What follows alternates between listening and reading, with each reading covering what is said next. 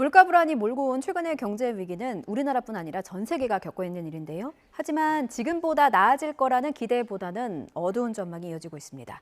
국제통화기금 IMF가 세계 경제는 더 나빠질 거라면서 올해 성장률 예상치를 다시 수정했는데요.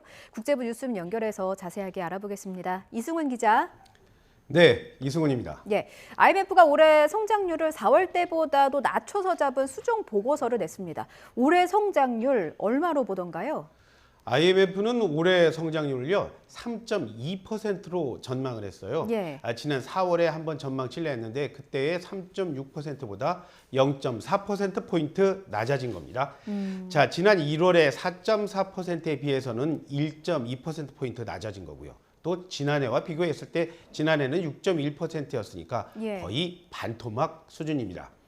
특히 올해 2분기 성장률은요 코로나19 충격이 컸던 2020년 이후 처음으로 감소한 걸로 IMF는 봤습니다. 예, 선진국과 개발도상국의 성장률 전망치에도 차이가 있었다고요?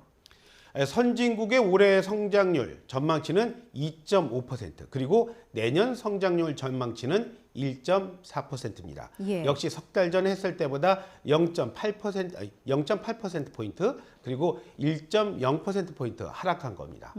자, 신흥국 그리고 개발도상국이요. 올해와 내년 성장률이 각각 3.6% 그리고 3.9%입니다. 선진국만큼은 아니라고는 하겠지만 직전 전망보다는 각각 0.2에서 0.5%포인트 낮아진 겁니다. 치솟는 물가가 가장 큰 걱정이죠. 예. 세계 물가는 지난해 4.7% 올랐는데 올해는 8.3%로 상승폭 훨씬 더 커질 거라는 게 IMF의 예상입니다. 그렇군요. 그럼 세계 경제의 양대 성장 엔진으로 꼽히는 미국과 중국 상황은 어떤지 궁금합니다. 이게 선진국이나 개도국 전망치와 좀 차이가 있었습니까? IMF는 이 두 나라의 전망치를요 각각 1%포인트 넘게 전보다 낮게 잡아서 걱정을 더하고 있습니다. 예. 경제대국 미국이죠. 올해 성장률은 2.3%로 예상을 했습니다. 4월의 전망치보다 1.4%포인트 하락한 겁니다. 자, 내년 성장률 역시도 1.3%포인트 떨어진 1.0%라고 전망을 해서 예. 미국 경제 쉽게 나아질 걸로 보진 않았습니다. 중국은요. 코로나19 봉쇄의 여파로요.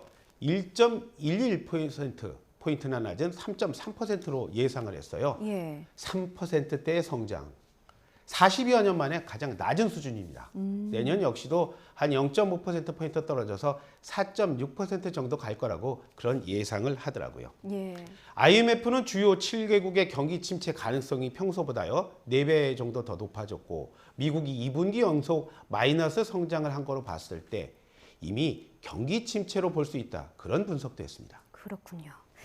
다음 소식도 한번 알아보겠습니다. 러시아가 우크라이나 남부 항구 도시에 흑해를 통한 곡물 수출 극적 합의 이후 벌써 두 번째 공격을 감행했다고요? 예, 벌써 두 번째입니다. 예. 러시아가 우크라이나 남부죠. 오데사, 미콜라이우 공습했습니다.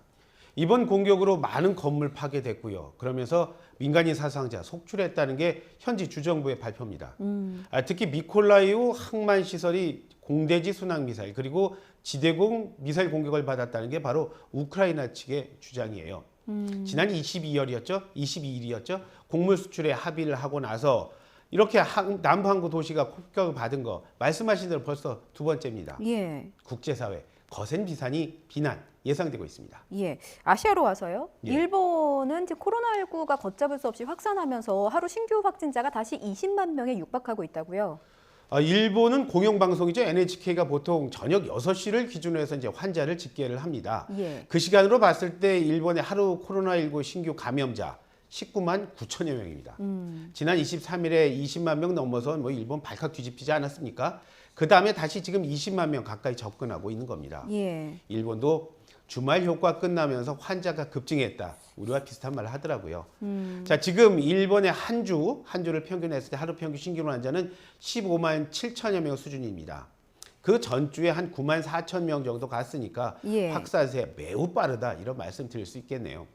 더군다나 어제 하루 115명의 사망자가 나왔어요. 예. 넉 달 만에 가장 많은 수치입니다. 자, 그런데 하지만 일본 정부는요.